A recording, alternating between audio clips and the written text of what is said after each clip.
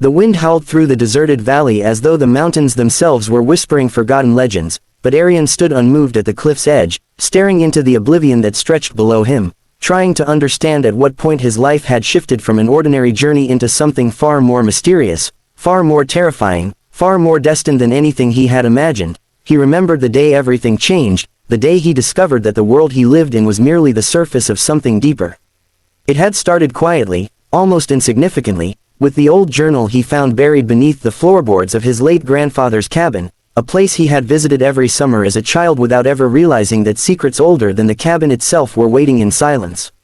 The journal was bound in cracked leather, the pages yellowed and fragile, but what caught Aeron's attention was the symbol etched onto the cover, an ancient emblem his grandfather once told him belonged to those who guard the light, though back then Aeron had laughed at what he thought were bedtime stories designed to make the world feel magical. But now, holding the journal in his hands, he understood that his grandfather hadn't been telling stories, he had been giving warnings. The first page of the journal contained a message written in hurried strokes, the ink smudged as if written moments before disaster. Aeron, if you are reading this, they have found me. The path I walked is now yours. Do not run from it. The world needs you to be braver than I ever was. Those words haunted him, not because he feared danger, but because he feared he was not nearly enough to face whatever his grandfather had faced. And yet, in the days that followed, strange things began happening, shadows that moved without wind, lights that flickered in patterns rather than randomness, and a strange, low hum that echoed in his dreams until he woke gasping for air. The journal spoke of an ancient balance between darkness and light, not in a poetic or religious sense, but in a literal one, describing forces that shaped destinies and destroyed civilizations when left unguarded. Aeron tried to dismiss it, tell himself it was nothing more than the ramblings of an old man pushed to paranoia, but part of him knew the truth. The world had been waiting for him to read that journal. The turning point came the night the sky cracked open, not with lightning, but with a sound like reality tearing, and a veil of shimmering dust drifted down from the stars. Everyone else in the village ran indoors, terrified, but Aeron felt something pulling him toward it, a magnetic recognition deep within his bones, a calling older than memory itself. When one of the shimmering particles landed on his palm, it pulsed, alive, and then melted into his skin, sending a wave of warmth rushing up his arm and exploding behind his eyes like 1,000 forgotten suns awakening at once. In that moment he saw fragments of visions, cities swallowed by darkness, warriors made of light defending the last remnants of hope, and in the center of it all, him, standing where no human had stood before, wielding a power that frightened even the shadows. When he collapsed to the ground, gasping, with sweat pooling at his feet, he understood.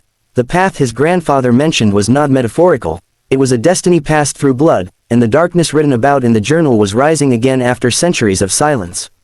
He spent the following week deciphering the rest of the journal, each page unraveling secrets he wished he could unknow, rituals, guardian lineages, symbols meant to unlock dormant abilities, and warnings about an entity known only as the Voidborn, a creature said to consume light, hope, and time itself. But the most terrifying part of the journal was not the creature, it was the prophecy scribbled near the end. Only one of the awakened can stand between the world and silence. The power grows in the child of dawn. Aeron had never considered himself a child of dawn, but when he looked at the date of his birth and remembered the ancient stories his grandfather whispered, stories of the dawn marked ones born during celestial alignments, he felt the truth crawl across his skin. He was part of something much greater than his small, isolated life. So now he stood at the cliff, gripping the journal in one hand and a rising storm in the other, feeling the power inside him flicker like an untamed flame, unsure how to control it, unsure if he even wanted to, but knowing with absolute certainty that running was no longer an option. The path his grandfather walked was now open before him, and even though fear gnawed at every corner of his mind, another emotion rose stronger, purpose. He vowed then, beneath the swirling sky and the thunder that carried echoes of forgotten battles, that he would follow the truth to its end, no matter how dangerous, no matter how impossible, because the world he loved, fragile, flawed, beautiful, was worth fighting for. The chapter of his ordinary life was over, he was stepping into a new one, one shaped by destiny, light, and a war older than human memory.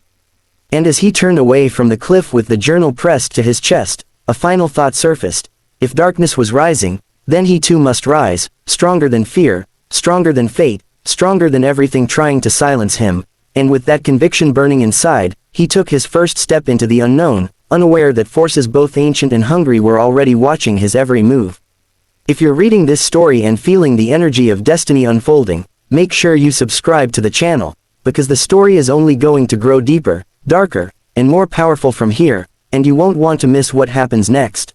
Night fell fast, too fast, as if the sky itself feared what roamed beneath its darkness, and Aeron felt every shadow breathe as he stepped deeper into the forest his grandfather once called the threshold between worlds, a place most villagers avoided but which now pulsed with the same strange energy awakening in his blood. The journal had instructed him to begin his journey here, claiming that the forest was a living map that revealed its secrets only to those carrying the Dawn mark, and as Aeron stepped beyond the first ring of ancient trees, an invisible hum swept through the air like an unseen heartbeat. The forest reacted instantly, the leaves shimmered, the roots shifted beneath his feet, and the wind spiraled around him with a strange intelligence, almost as though it recognized him. He expected fear to take hold, but something deeper overtook him instead, a feeling of belonging, as though every branch had been waiting centuries just to see him arrive. The journal spoke of a guardian hidden within the forest, a being who once served alongside his grandfather, but knowing and meeting were two different things, and Aeron's pulse quickened with every step as the darkness thickened around him. He walked for what felt like hours, guided only by the faint glow that occasionally sparked beneath his skin whenever he touched tree bark or brushed against a vine, as though the forest was awakening memories long buried within his bloodline. Suddenly, a whisper passed behind him, soft but close, too close, his breath caught, and he spun around, but nothing stood there except shifting shadows and the rustling of leaves that seemed to hush themselves. The whisper came again, this time from his right, then his left, then above. As though the very air was learning his name. Aeron, it murmured, not threatening, not welcoming, but ancient, testing the sound of him. He took a step backward, clutching the journal to his chest, when a surge of light erupted from beneath his feet. An intricate pattern of glowing symbols carved itself into the ground around him like vines of living gold, encircling him in a radiant halo. Aeron gasped, then froze, as the symbols trembled before forming into a single towering figure of pure luminescence, its body made of shifting strands of light, its face featureless yet somehow wise, old, and grieving. The Guardian. Aeron recognized it instantly, not because he had seen it before, but because the power inside him pulsed in recognition. It bowed slightly, though its form flickered with strain, as though its existence were held together by willpower alone. Child of Dawn, the Guardian's voice echoed, not through sound but inside Aeron's mind. The balance breaks. The Voidborn has awakened. Aeron's throat tightened, the weight of destiny pressing against his chest until he could barely breathe, but he forced his voice out, trembling, "Why me? Why now? I'm not strong enough. My grandfather didn't even think he was strong enough." The Guardian's light dimmed sorrowfully. "Your grandfather carried the burden alone for too long. His time was ending. But you, the Dawn answers you, Aeron. You are more than you believe." The words struck him deep, but before he could respond, the forest shuddered violently, as though something enormous had stepped into its depths. The trees groaned, the ground cracked, a chill colder than winter swept through the air, extinguishing the warmth of the Guardian's glow. "It is here," the Guardian whispered, its form trembling. The first shadow sent to devour the awakened. A roar rolled through the forest, a sound not made by any creature of the natural world. The sky above split into fractal lines of darkness as something massive slithered between the trees, a creature of shadow, its body shifting like smoke, its eyes glowing with hunger. Aeron's legs nearly gave out as the creature lunged, its form stretching like a nightmare trying to become real. The Guardian threw itself between Aeron and the beast, its light flaring so brightly the trees bent away, but the shadow struck with a force that shook the earth, tearing through the Guardian's luminous chest.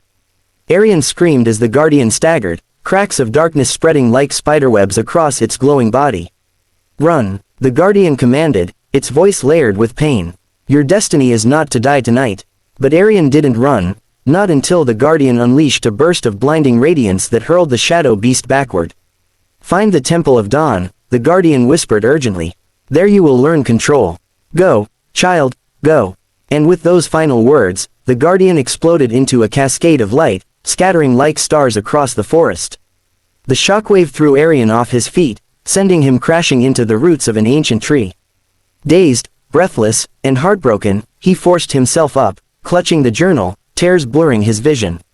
The shadow beast was already recovering, already reforming, already hunting. Aeron turned and ran. The forest twisted around him, lighting his path with faint pulses of gold, guiding him toward the unknown. His lungs burned, his legs trembled, and yet something inside him ignited, not fear, but determination. Something had been taken from him tonight. Something precious. The Guardian had sacrificed itself for him, for the chance that he might one day save the world from the rising darkness. And Aeron vowed in that moment, with every thunderous beat of his heart, that he would not let that sacrifice be in vain.